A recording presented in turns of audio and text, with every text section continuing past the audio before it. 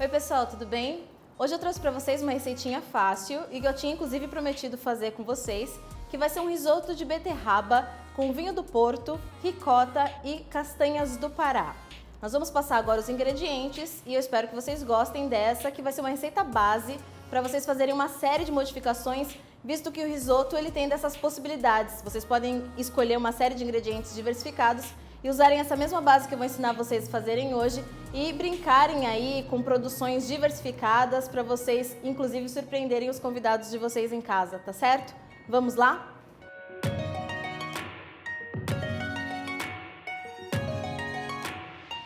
Bom, qualquer risoto basicamente depende aí de um ingrediente básico que é o arroz. Existem 3 tipos basicamente de arrozes que nós costumamos usar para fazermos o risoto. Nós temos o arroz arbóreo, o Vialone Nano e o arroz Carnaroli. O arroz aqui no Brasil que a gente mais costuma utilizar é o arroz arbóreo, que inclusive é o mais barato e o que vocês provavelmente encontram mais facilmente no supermercado. A gente vai trabalhar com esse arroz hoje e vocês vão perceber que ele é um arroz que facilmente ele ganha essa cremosidade que o risoto tem. Por isso que vocês não precisam, em hipótese alguma, colocar creme de leite no risoto de vocês, tá? Isso a gente não faz. O nosso risoto hoje, como ele vai ser um risoto tinto por conta da beterraba e também do vinho do Porto, que eu optei por fazer assim, ele vai ter também uma diferença. A gente vai trabalhar com cebola roxa, tá? Normalmente os risotos, quando eles são base para outras produções e a gente tem aquela ideia de fazermos um risoto neutro, nós costumamos trabalhar com risoto com a cebola, aliás, branca, para que nós possamos aí ter uma infinidade de ingredientes que possam ser adicionados a ele.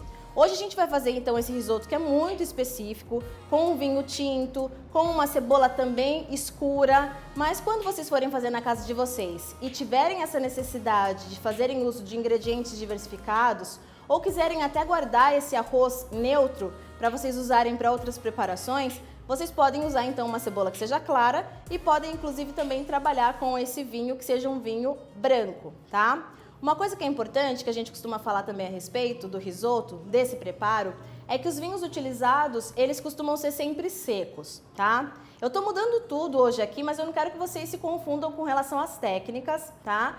Mas nós vamos trabalhar com um vinho que ele é fortificado, que é esse vinho do Porto. E eu tô fazendo isso hoje porque esse meu risoto, ele vai ter esse toque de dulçor, tanto da beterraba quanto desse vinho, mas que serão quebrados aí pela ricota que a gente vai trabalhar no final. Então eu quero que vocês aprendam um diferencial com relação a essa questão toda voltada aí para os risotos, mas entendam também essas ideias básicas que a gente tem relacionadas aí a esse preparo que é tão clássico na culinária italiana e que obviamente a gente sabe que aqui no Brasil ganhou um público porque todo mundo acaba gostando muito desse arroz cremoso, que é o risoto e que dá para ter uma infinidade de possibilidades com relação aos ingredientes e com relação aos acompanhamentos também que a gente pode incluir aí neles, tá certo? Então vamos lá agora aos processos. Nós vamos picar a cebola primeiro e vamos também trabalhar um pouquinho com essa beterraba, batendo ela no liquidificador, para fazermos dela um suco que vai ser adicionado aí no nosso arroz que a gente vai preparar adiante lá no nosso fogão. Vamos lá?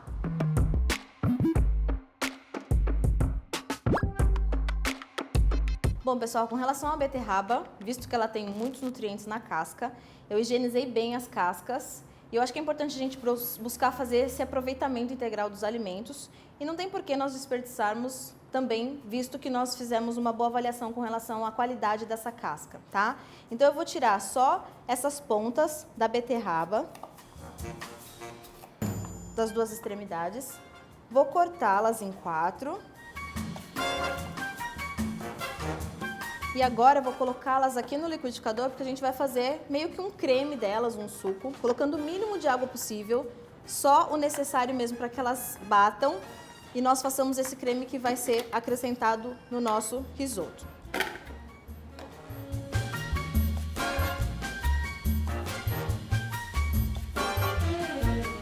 Bom, pessoal, então agora nós vamos passar diretamente para, de fato, a cocção do nosso risoto. Então primeiro a gente vai começar com a manteiga, nós vamos suar a cebola, basicamente isso consiste em deixar a cebola transparente, a gente não quer que ela pegue coloração, nós queremos que ela fique simplesmente transparente para que ela libere os aromas e sabores, e isso nós vamos fazer na manteiga, tá? Então derretam a manteiga, como eu comentei com vocês, nós vamos trabalhar com a cebola roxa, então aqui eu já vou acrescentar essa cebola roxa. para ela começar esse processo, onde ela vai suar.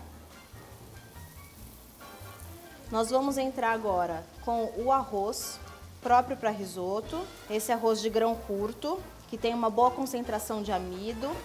E nesse processo é importante que todos os grãos de arroz, eles fiquem untados com essa gordura que nós colocamos inicialmente, que foi a gordura da manteiga. O próximo passo agora que nós vamos tomar é um passo que nós chamamos de deglacear.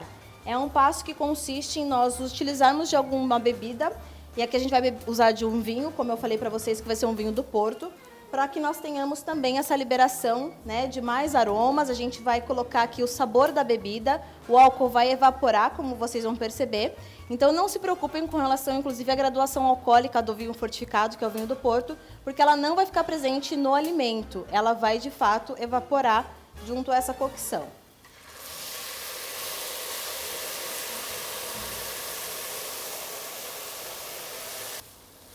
Então aqui vocês percebem, o álcool evaporou todo, e aí nós temos então só a concentração do sabor. Esse é um risoto que ele ganha cor, como nós havíamos conversado. E agora a gente já passa para um passo onde a gente vai começar o processo de cocção do nosso risoto, onde nós vamos usar de um caldo, aqui de legumes no caso, mas que eu já vou começar a acrescentar aqui também um pouco daquele suco de beterraba, que vai dar o sabor para esse risoto, que vai ter como base essa beterraba que foi batida. Já vou colocar um pouco aqui. E agora, aos poucos, para que a cocção ela ocorra, nós vamos acrescentando o líquido, que vai ser esse caldo de legumes. E vamos ativar o amido desse risoto, mexendo constantemente enquanto ele cozinha, até que ele chegue na cocção completa e ideal. Quando ele chegar num ponto, então, que ele já estiver praticamente totalmente cozido, mas nós não vamos deixar que ele cozinhe por completo, nós vamos acrescentar o queijo. Vocês viram que eu não coloquei sal ainda, então queijo parmesão, que já é salgado, para só depois a gente ajustar o sal. Ele vai dar mais cremosidade ainda. Deixa derreter bem esse queijo. Os italianos gostam do risoto realmente al dente. Tanto que eles costumam dizer que ele precisa ter o que a gente chama de alma bianca. Então, normalmente fica aquele pontinho ainda de farinha de arroz crua no centro. O risoto, aqui, para um italiano, ele já estaria bom, porque os grãos eles estão ainda com esse al dente que fica aquele croque-croque.